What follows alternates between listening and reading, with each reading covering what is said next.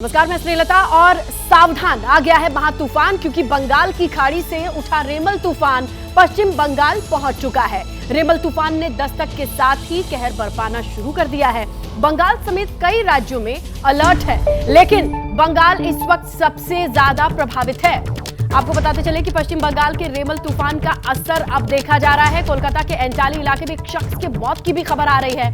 घर की छत टूटने से एक शख्स की मौत हुई है। कई जगहों पर पेड़ उखड़ने की तस्वीरें आई हैं, खबर आ रही है। तेज आंधी से ये पेड़ उखड़ा है।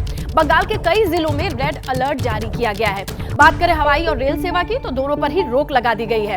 रेमल तूफान का इंपैक्ट अब दिखाई दे रहा है। जगह जगह से रिपोर्ट्स आ रही हैं, जिनमें तस्वीरें देखिए आप। एक शख्स के मौत की खबर है, जहां पर तेज हवाओं के चलते जो नुकसान हुआ है उसकी भी खबर मिल रही है।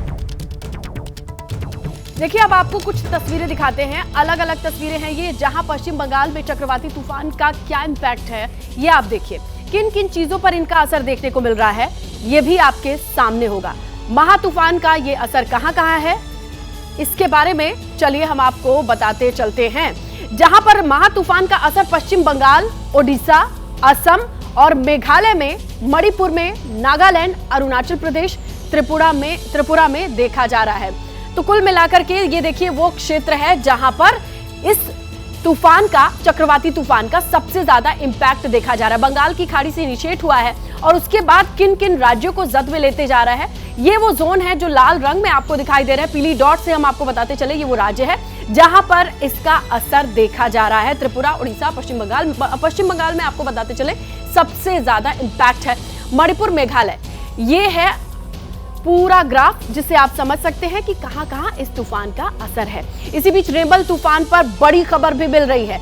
बड़ी खबर यह है कि धीरे धीरे कमजोर पड़ रहा है रेमल तूफान। बंगाल और ओडिशा में कई जगह बारिश की खबर मिल रही है, लेकिन अब वक्त बताया जा रहा है कि यह तूफान थोड़ा थोड़ा धीमा पड़ रहा है, कमजोर पड़ रहा है, पीछे की ओर जा रहा है। हालांकि इसी बीच की तस्वीरें आपके सामने टीवी स्क्रीन पर हैं, जब ये तूफान हिट करता है और किस तरीके से तस्वीरें बदल जाती हैं। आइए अब इस पर जानकारी लेते हैं। हमारी सहयोगी मनोज्ञा लोहियाल लगातार रिपोर्ट कर रही हैं इस तूफान से, जो भी अपडेट आ रही हैं। मनोज्ञा, क्या क्या सिचुएशन चेंज हुई है?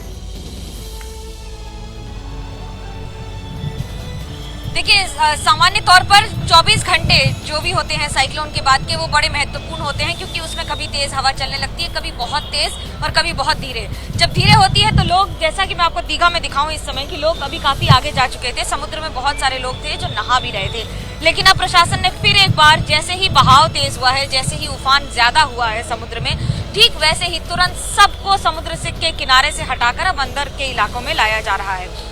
बड़ी चुनौती ये हो जाती है कि खासतौर से टूरिस्ट प्लेसेस पर, जिन्हें पूरी तरह से खाली नहीं कराया जा सकता है, मिसाल के तौर पर दीघा या बाकी सारे इलाके, जहां पर यहाँ तो खाली करा दिया गया है लेकिन अंदर तक जाने के लिए लोग तैयार नहीं होते हैं।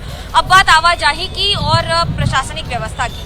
कलकत्ता एयरपोर्ट 9 बजे के बाद से चालू होने की संभावना है, लेकिन वो भी दोबारा रिविजिट करने के बाद, ये ध्यान रखने के बाद कि उसमें अभी तक कितने सारे पॉइंट्स, पैरामीटर्स होते हैं जो कि पास करने चाहिए, उसके बाद ही किसी भी तरह की फ्लाइट्स की आवाजाही पर अनुमति दी जाती है।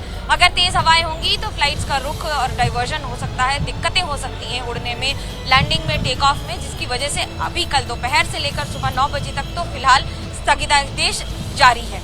रेलवेज कई इलाकों में सुचारू रूप से शुरू हो गई है, लेकिन कोलकाता से मिदनापुर और कोलकाता से दक्षिण 24 परगना पर आवाजाही पर अभी भी रोक है।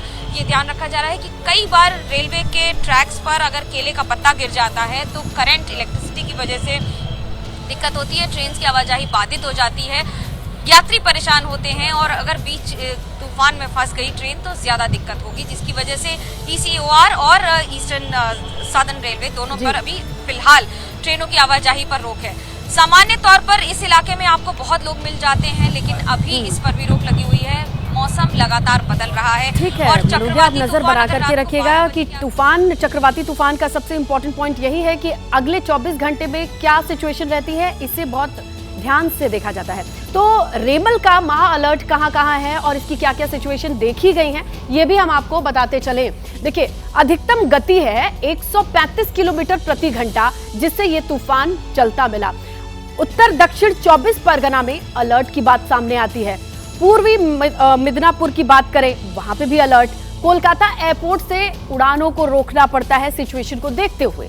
जो भी तटीय इलाके हैं वहां पर 1.5 मीटर ऊंची लहरों की आशंका जताई गई है और तटीय इलाकों को खाली भी कराया गया एहतियात के तौर पर। लोगों को घरों में रहने की अपील भी की गई और लोगों को समंदर के किनारे जाने से परहेज करने की सलाह दी गई। राहत और बचाव की बात करें तो एनडीआरएफ की टीम तैनात की गई। नेवी, कोस्ट गार्ड, एयरफोर्स और पुलिस भी मुस्तैद इस पूरे सिचुएशन में नजर आई ताकि अगर और तेजी से हिट करे ये तूफान तो लोगों को सही समय पर बचाया जा सके, रेस्क्यू ऑपरेशन चलाया जा सके। इसके लिए पूरी तैयारी की गई है, जहां राहत और बचाव के लिए एनडीआरएफ को मुस्तैद किया गया है। तो देखिए, ये वो तस्वीरें हैं जो इस तूफान से निकल करके सामने आई हैं। अलग अलग तस्वीरें हैं। समंदर में लहरें उठ रही हैं, तेज हवाओं के साथ बारिश हो रही है, कहीं आंधी से पेड़ उखड़ गए हैं और समंदर तट पर प्रशासन की तरफ से अलर्ट भी जारी कर दिया गया है।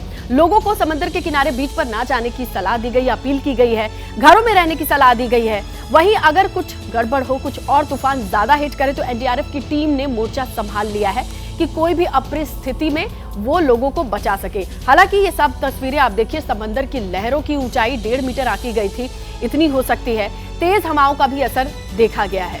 जैसे ही घड़ी का काटा दोपहर 2:30 पे आए, बबीता जी का दिल सास बहू साजिश के लिए मचल जाए।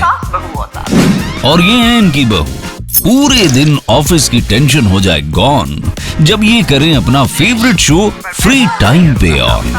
इनकी तरह आप भी देखिए अपना फेवरेट शो अपने टाइम पर और डाउनलोड कीजिए एबीपी लाइव ऐप अपने स्मार्ट टीवी पर।